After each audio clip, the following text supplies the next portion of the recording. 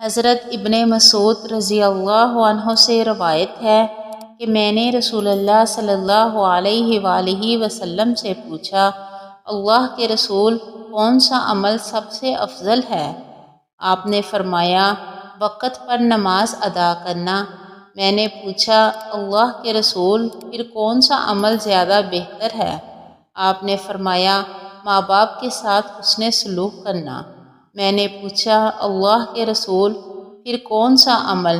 آپ نے فرمایا، اللہ کی راہ میں جہاد کرنا۔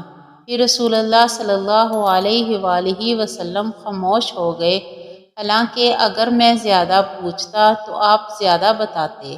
جامعہ ترمذی حدیث نمبر 1898۔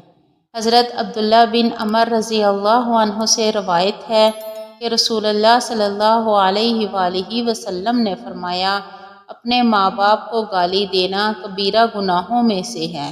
صحابہ نے عرض کیا، اللہ کے رسول، بھلا کوئی آدمی اپنے ماں باپ کو بھی گالی دے گا؟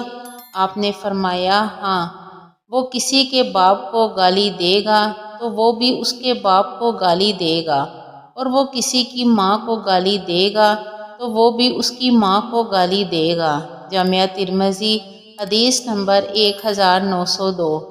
حضرت عائشہ صدیقہ رضی اللہ تعالی عنہ سے روایت ہے کہ رسول اللہ صلی اللہ علیہ وآلہ وسلم نے فرمایا، جو شخص لڑکیوں کی پرورش سے دوچار ہو، پھر ان کی پرورش سے آنے والی مصیبتوں پر صبر کرے تو یہ سب لڑکیاں اس کے لیے جہنم سے آڑ بنیں گی۔ جامعہ ترمذی حدیث نمبر 1913۔